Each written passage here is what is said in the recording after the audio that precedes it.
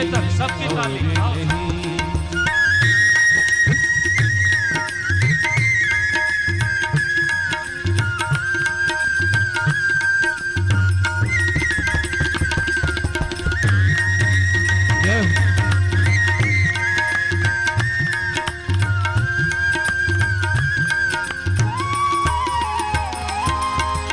विश्वनाथ ममनाथ पुरारी, त्रिभुवन महिमा विदित तुम्हारी, त्रिभुवन महिमा विदित तुम्हारी, त्रिभुवन महिमा विदित तुम्हारी। परम रम्य गिरिवर कैलासु, जहाँ सदा शिव उमा निवासु, सदा जहाँ शिव उमा निवासु, सदा जहाँ शिव उमा निवासु।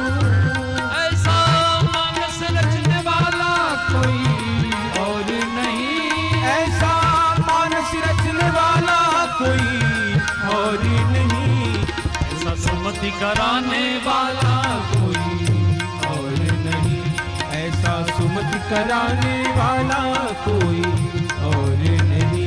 भोलेनाथ से निराला कोई और नहीं, भोलेनाथ से निराला कोई और नहीं, भोलेनाथ से निराला कोई और नहीं, भोलेनाथ से निराला कोई और नहीं।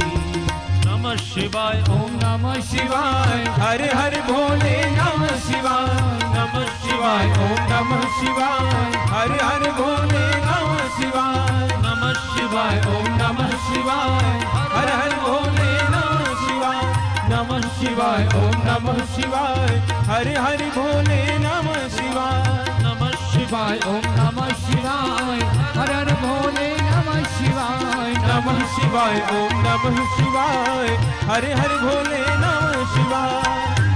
ऐसा बोध कराने वाला कोई और नहीं, ऐसा बोध कराने वाला कोई और नहीं, भोलेनाथ से निराला कोई और नहीं, भोलेनाथ से निराला कोई और नहीं। बोले कैलाशपति भगवान की जय। भगवान भोलेनाथ आज पहली बार ये कथा सुनाने के लिए व्यासपीठ पर बैठे। अब इसे व्यासपीठ क्यों कहते हैं आप? व्यासपीठ इसको कहना 5000 साल से शुरू हुआ, जब से भागवत कथा शुरू हुई, लेकिन वास्तव में तो ये ज्ञानपीठ है।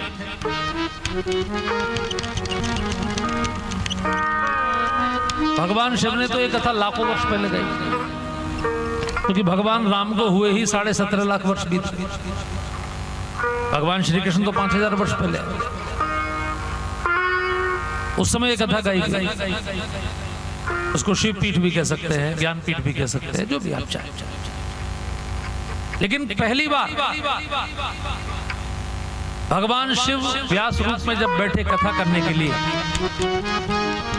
आपने आज तक उनके तमाम कैलेंडर देखे होंगे, फोटो देखे होंगे, मूर्तियां देखी होंगी, लेकिन आज मैं आपको बिल्कुल एक नए रूप का निवेदन कर रहा हूं। जरा ध्यान करिए, जब वो कथा कहते होंगे तो कैसे लगते हो, है ना? तो ऐसे नहीं बैठते जैसे हम बैठे। हम लोगों के लिए नियम है कि हमारे सामने शास्त्र रखा होना चाहिए। अपने मन से प्रवचन ना करें, शास्त्र के आधार पर करें। लेकिन भगवान शिव के समय तो कोई शास्त्र नहीं था, उनको तो नया शास्त्र रचना था, इसलिए वो ऐसे नहीं बैठे जैसे हम बैठे। वो अपनी शिला पर पैर लटका के बैठे,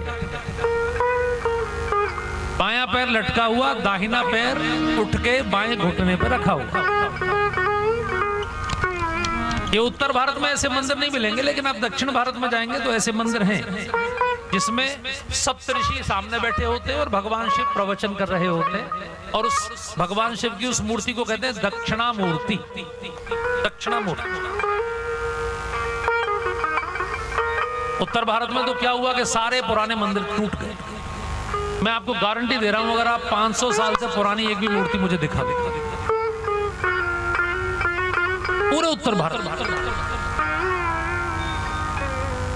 500 साल से पुरानी एक भी साबुत मूर्ति नहीं मिलेगी आपको, सब खंडित। इतना मुगल आक्रमण हुआ, हर जगह जगह जगह पे नवाब, जगह जगह पर। इन्हीं ग्रंथों ने हमारे धर्म को बचाया, इन्हीं संतों ने हमारे धर्म को बचाया, इन्हीं वीरों ने। तो भोलेनाथ जब कथा कहने बैठे तो वो जरा रूप का दर्शन करिए। एकदम उन्होंने जो कपड़ा पहना वो बिना सिला कपड़ा पहना, चीर, जैसे धोती बांधते ना, जैसे माताएं साड़ी पहनती तो सिली हुई नहीं होती, तो जो बिना सिला वस्त्र है वो अत्यंत पवित्र माना जाता है। स्त्री और पुरुष का एक जैसे ही वस्त्र होता था। आप दक्षिण भारत में जाएंगे, मध्य प्रदेश में जाएंगे, बुंदेलखंड में जाएंगे तो अभी भी वहां की माताएं लांग वाली धोती पहनती, लांग। मराठी जो माता है वो अभी भी लांग वाली धोती पहनती है। तो जैसे पुरुष लांग वाली धोती पहनता था वैसे स्त्री लांग वाली धोती पहनती, बिना सिले वस्त्र। तो आज वही चीर पहनकर जब आप महात्माओं को देखते हैं तो वो एक नीचे बांध लेते हैं तो 2 मीटर का, एक ऊपर ओढ़ लेते हैं 2 मीटर। वैसे ही भगवान शिव बैठे अपने हाथ से अपना मृग चर्म, अपनी छाल चिला पर बिछाई। वहां कोई कथा कराने वाला तो था नहीं, कोई आयोजक नहीं था, कोई समिति नहीं थी, तो अपने हाथ से ही अपनी शिला बिछा ली, उस पर बैठ गए। अभी कोई श्रोता नहीं है। तब पार्वती जी आई हैं और उन्होंने पूछा है, तब उन्होंने कथा कही है। यानी किसी भी अच्छे काम की शुरुआत कितनी कठिन होती है। जरा मेरे साथ गाएं आप और जरा ध्यान करें भगवान के उस स्वरूप का, आपको आनंद आ जाएगा। एक बार अपने मन में भोलेनाथ का ध्यान करें, उस रूप का ध्यान करें जो वो कथा कहने बैठे। निज कर दासी नागरी पुछाला, निज कर दासी नागरी पुछाला, बैठे सहज ही शंभु कृपाला, बैठे सहज ही शंभु कृपाला, कुंद इंदोदर गौर शरीरा, कुंद इंदोदर गौर शरीरा, भुज प्रलंब परिधन मुनि चीरा, भुज प्रलंब परिधन मुनि चीरा। आप सबने ध्यान किया होगा। निज कर डासी, अपने हाथों से बिछाकर, नाग रिपु, नाग कहते हैं हाथी को, हाथी का दुश्मन यानी शेर की छाल को नाग रिपु छाला, सहज भाव से बैठे।